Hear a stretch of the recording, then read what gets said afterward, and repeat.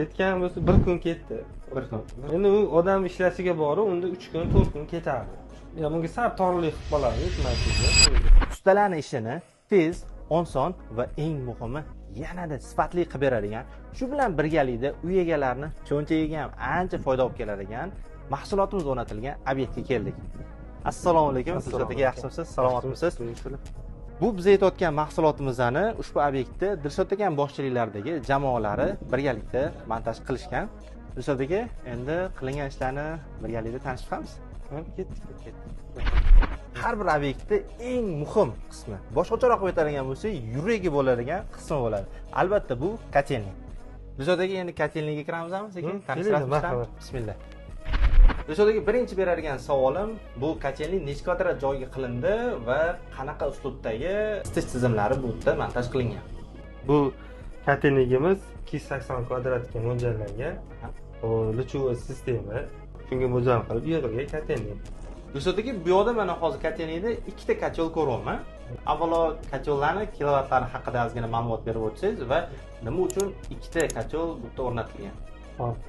Unikal italyanskiy 24 kilovat ikkita o'rnatilgan. Bitta kotel рабочий uy isitish, issiq suvni isitish tizimiga ishlaydi. Bittasi rezervga, mabodo buzilib qolsa, mana texnik yordam kerak bo'lib qolsa, buni o'chirib turib, mana isitish tizimi uyni isitib turadi. Tushunarli. Ikkinchisi ishga tushadi. Ikkinchisi ishga tushadi.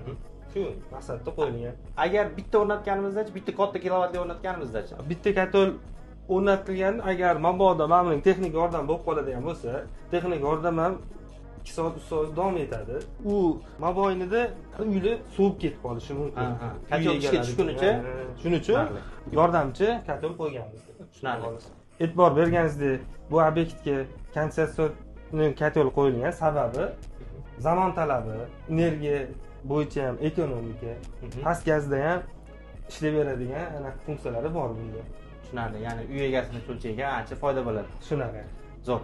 Endi bu yerda mana boiler ko'ryapmiz. Bu boiler necha litrli va bu yoqda obyektimizda nechta sanuzel va nechta oshxonaga mo'ljallangan? Xo'p, bu boilerimiz 2 litrli. 3 ta sanuzelga, 3 ta sanuzel bor bu obyektda.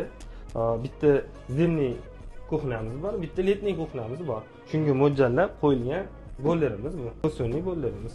Tushunarli. Ya'ni bemalol yetib beradi ortiq. Xudo xolisa yetib beradi inshaalloh. O'z qoidasi bo'yicha nechta sanuzelgacha mo'ljallaysizlar 2 litrli boiler? Endi biz o'zimiz hisoblasak bir 6 taga mo'ljal qilamiz. Sanuzel tochkasiga. 6 taga yetadi.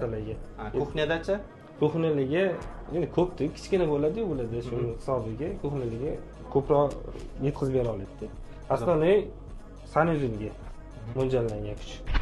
Eng qiziq joyga keldik. Videoni boshida aytib o'tganimizdek, eksklyuziv mahsulotimiz, O'zbekistonga birinchi kelgan va birinchi obyektda o'rnatilgan mahsulotimiz. Dilshod aka, nima uchun Lavato boosterlarini bu obyektda o'rnatildi?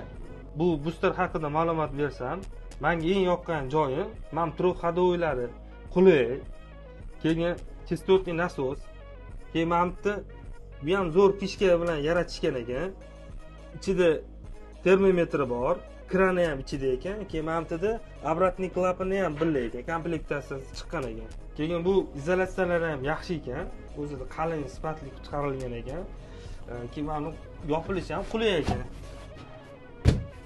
Izolyatsiya holati. Nechta vaqt ketdi mana shu booster o'rnatish uchun? Xo'sh, bunga ketgan bo'lsa bir kun ketdi. Bir kun yig'ib bo'ldi. Yig'ib bo'lindi. Tushunarli. Endi agarda odatdagi ruchnoy holatda yig'ilganda qanaqa bo'ladi? Necha vaqt ketadi? Endi u odam ishlashiga borib, unda 3 kun, 4 kun ketadi. Tushunarli. Bu ancha ekonomik. 2-3 kun demak vaqt tejadi, to'g'rimi? Xudo xolisa, shunaqa. Qarang, bu yerda hozir mana juda ham kichkina kompaktli bo'lib turibdi. Agarda odatdagi holatda, ruchnoy holatda yig'ilganda mana shu joy kotelnik uchun yetamidi? Ya bunga sal torlik qilib qoladi, aytmaslikda. Unga sal torlik qiladi. Tushunarli. Demak, joydan ham ekonom bo'ldi, to'g'rimi? Ha, joydan ham ekonom bo'ldi. Yana qanaqa afzalliklari sizga ma'qul keldi bu boosterlar? Qulay, joyi ham katta gabarit olmasa ekan. Keyin narx-navoda ham uy egalariga ham ancha yaxshi. Hozir mana bu yerda, ya'ni ruscha qilib aytganda, рабочий состоянияda bu kotelnik, to'g'rimi? Ya'ni o'zi ishlayotgan. Hozir mana bu yerda boosterlarimiz ham, kotellarimiz ham ishlab turibdi. Sistemada tekshirib ko'rdinglar? Ha, tekshirdik. Ya'ni ishonchi oqlayaptimi? Ha, xudo xolisa oqlayapti, yaxshi. Zo'r, rahmat aka. O'rtoqlar, nima deb o'ylaysizlar? Ushbu kotelni nech pulga yig'ildi? Izohlarda albatta fikringizni yozib qoldiringlar, lekin ishoninglar, sizlar o'ylagandan ancha arzonga tushgan.